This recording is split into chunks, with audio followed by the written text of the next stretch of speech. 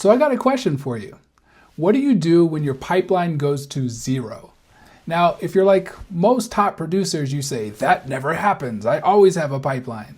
But a lot of people, usually, especially when they're first getting started, they're starting from zero, or they get into that cycle of feast and famine. And you know the cycle. The cycle goes like this.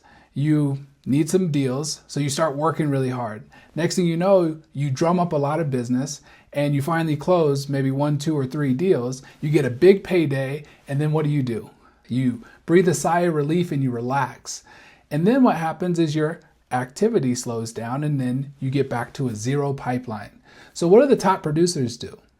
The top producers, they don't take that break. In fact, we have a principle at Founding Fathers which states consistent results come from consistent action.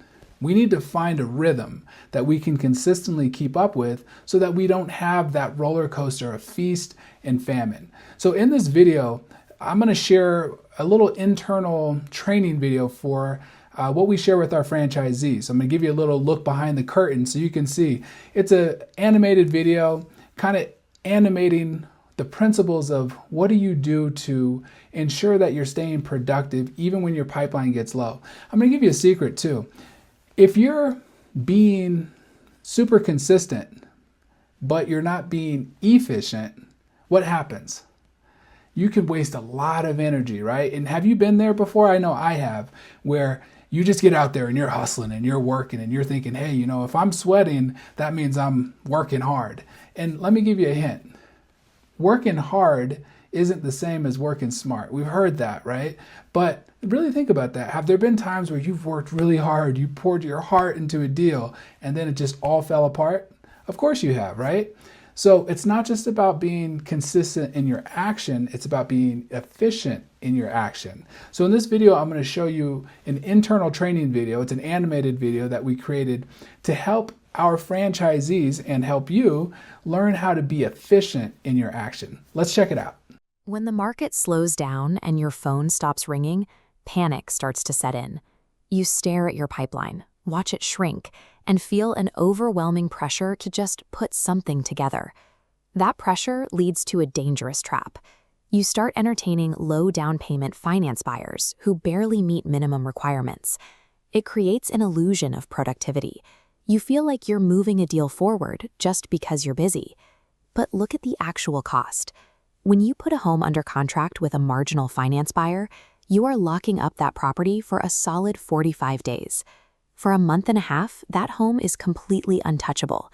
You cannot sell it to a legitimate, qualified buyer who might walk through the door tomorrow because you are tied up waiting on a loan approval that is likely to fail.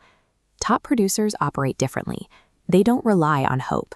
They use an objective filtering system to disqualify bad deals on day one, before any paperwork is ever signed. The evaluation of leads is a time allocation problem.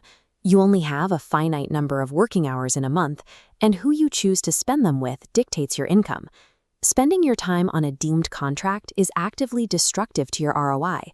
It drains your energy and kills real opportunities. An empty pipeline is a problem, but a pipeline full of bad deals is a fatal flaw. Consider the baseline reliability of your options. Cash buyers historically show up. When it comes to putting a deal together and actually closing, they are consistent. Because there's actual money on the line, they usually put down a $5,000 earnest money deposit. If they get approved by the community and change their mind, they forfeit that money. That creates a binding commitment. This chart shows how that compares to the finance route.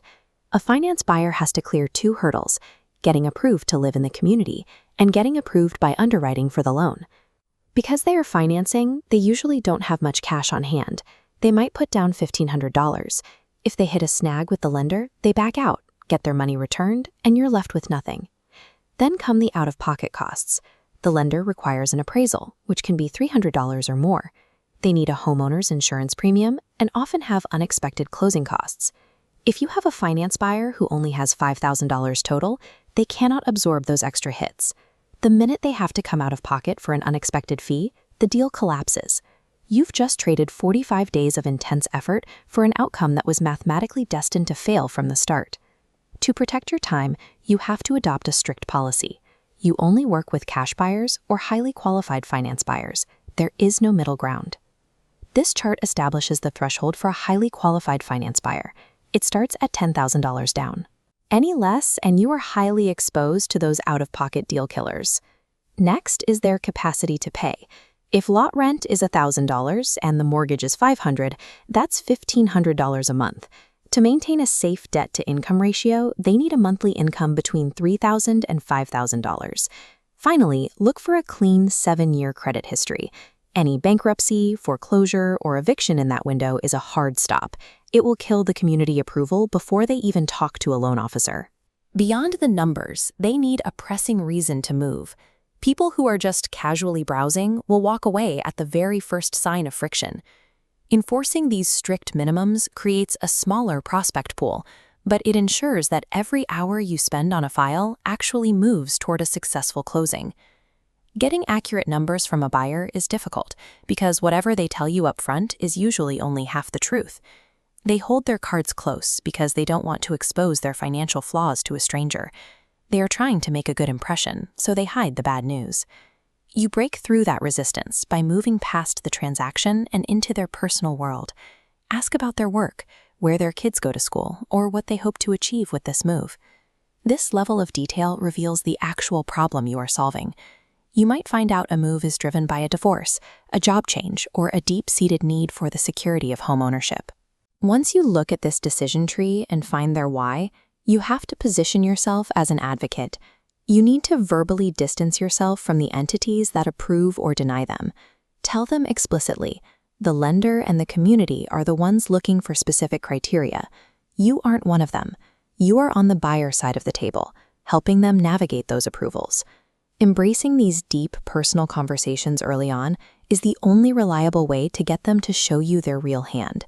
It prevents you from sinking weeks into a prospect who is hiding a deal-killing reality. When leads are low, it's tempting to look at a bad prospect and try to make it work. You try to squeeze a square peg into a round hole, hoping you can somehow manipulate the numbers. But if a buyer lacks $10,000 down or has a recent bankruptcy, no amount of enthusiasm on your part will override a strict underwriter. The deal will die. When you identify an unqualified lead, drop them immediately. Be willing to kill the deal yourself right now, rather than waiting for the underwriter to do it 45 days from now. The immediate fear is that if you filter this aggressively, you won't have anyone left to sell to. You worry your pipeline will drop to zero.